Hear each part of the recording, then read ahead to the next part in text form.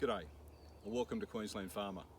Well, it's a very cool 4 degrees here this morning, but despite that, we're out having a look at what's happening in the orchard, and we'll also do an update of what's happened in the garden. You may recall around 6 weeks ago we put in this structure to support the growth of this passion fruit. It certainly worked as planned. You can see that this passion fruit has grown very well. And you'll also see that this choco plant is growing much better than it was in the other area. You'll notice it was almost dead where it was previously, but it's growing very well now. It's just about to grab hold of this baling twine, then it will grow up, attached to this frame just here, and hopefully we'll have plenty of chocos in the coming period. We've had a bit of a setback with our pawpaws. As you can see, got a bit of a fungal issue with them. We're going to abandon them this year. We've tried spraying the right product on them to stop this fungal disease, but we haven't had a win, so we'll shortly remove the leaves off the plants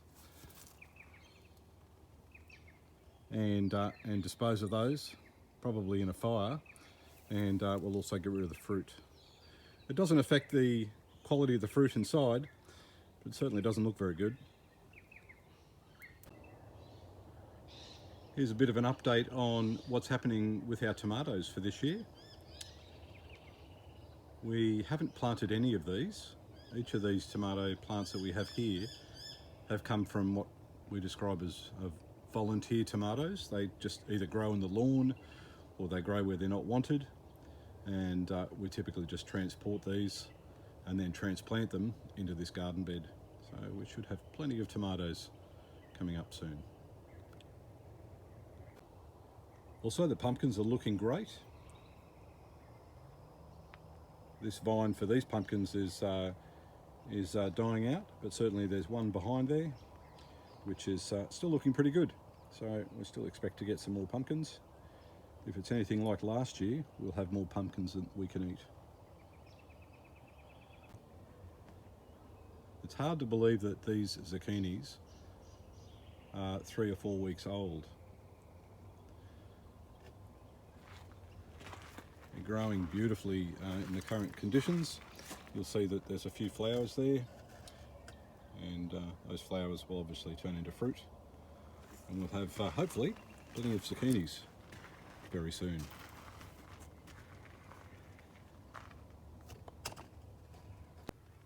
Also growing well are these snow peas. You can see that there's plenty growing there. We did have a minor issue the other day. We had some high winds, and my temporary solution to keep these trellises up failed, and they ended up falling out of the garden beds, but fortunately we didn't lose any plants out of it.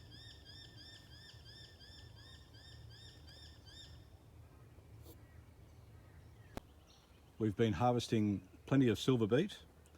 Still a few more plants there to go.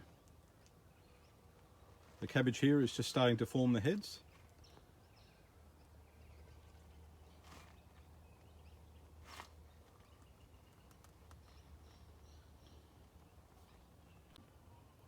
These tomatoes have done really well for us. We've had plenty of tomatoes for the last few months.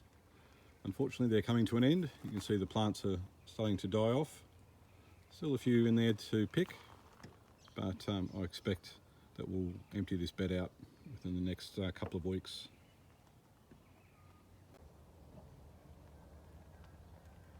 This is rhubarb, growing lovely, and at the other end of the garden bed there's rhubarb up there as well, and stuck between those two rhubarb plants are lots of lettuce.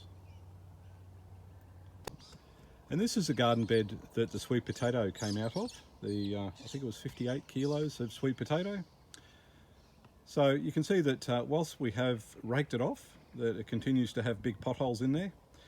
Those potholes are, as I mentioned another time, from a bandicoot that we have come and visit, and they dig this area up looking for grubs.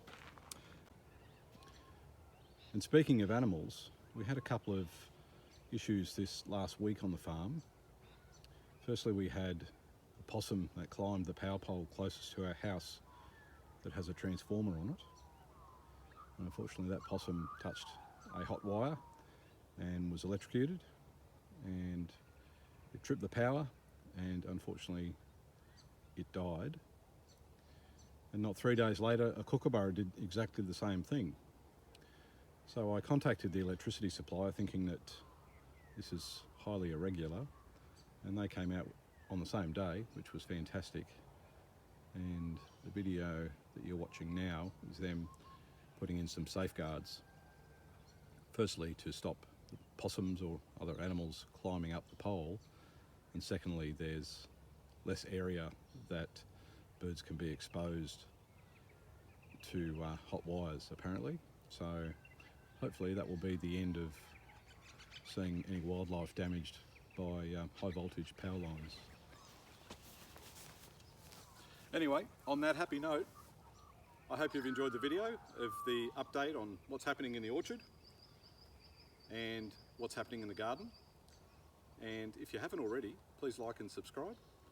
And if you've got any comments, I'd love to see those down below.